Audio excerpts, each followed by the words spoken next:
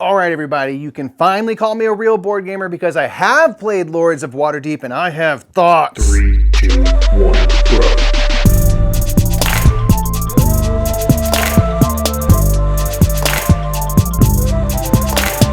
What's up, everybody? My name is Michael Lee Murphy. I'm one half of the Brothers Murphy. It's time for a Metagame Minute, a weekly segment where we talk about something in this board gaming hobby that's been on our minds. And I want to talk about Lords of Waterdeep. This is going to be an official review because we've had over the years now, anytime we've done a list, anytime we've done any kind of list about anything that Lords of Waterdeep could have potentially fit for, we get a comment saying, what about Lords of Waterdeep? What the heck, dude?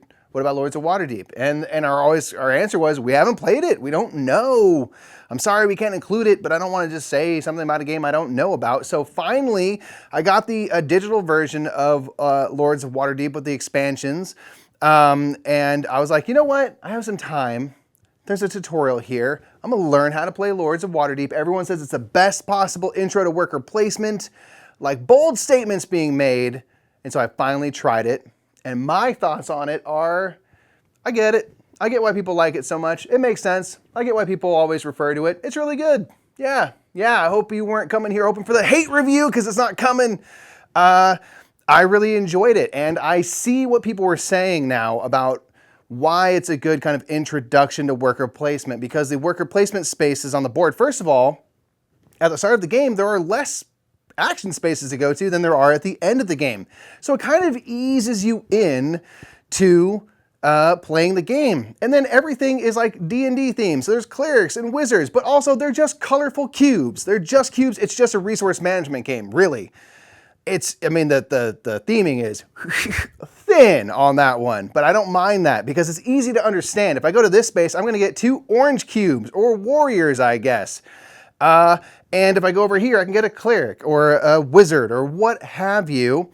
And all of that is going to go toward completing quests, which are just contracts. Pay this many resources and get these many points. Or maybe get this perk that comes for the rest of the game, which is really interesting. So there's some interesting things to discover, but it's fairly straightforward. There's intrigue cards that you can play, and just read out what it says to do. It's very clear. It's very easy to understand how everything functions. Nothing is too complicated.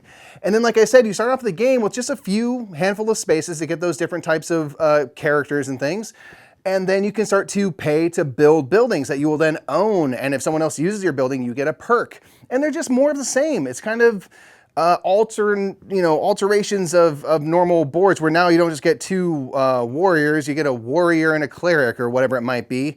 So it gives you some more options. But those kind of come out not at a set pace. There may be few, there may be many in a game, but they come out as they come out. So if I'm teaching the game, I have the ability to say, now here's this new card, just so everyone knows it works like this. It gives you this. Everyone good? Got it. Now that's in play. Very easy to kind of explain as you go. And the whole idea of like, get these things to fulfill what it says to pay, to do the quest, to get the points that are in the red down here, it's all very clear. So this is just me wanting to say, I get it. Lords of Waterdeep is really quite good. I've played the first expansion. I haven't played the Skullport one, which I know a lot of people say is like the one you must try, and it has like the corruption, which does seem to add like another deeper element to the game that I'm very excited to try. So let me know what you think of Lords of Waterdeep. If you're one of the people that's always said, you gotta play this game, are you happy with me? Are you proud? I'm looking for some applause. Let's go. I finally did it. I played it, a real board game, folks. Lords of Waterdeep is cool. I just wanted to announce that I played it. So now, if you don't ever see it on a list in the future, you know it's because I'm straight up hating on it. But I will be able to say an informed decision of, yes, I do think this belongs here. No, I do not believe it belongs there. And here's the thing about my opinions, whether or not I say something belongs somewhere or doesn't, my opinion is completely invalid. It's subjective. It's simply my own. And that's why it's the Mo Meta and the Mo Beta. Cha!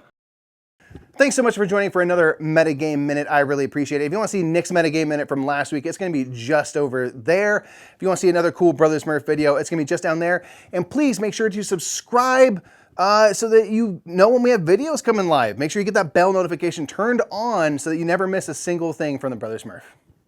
Thank you.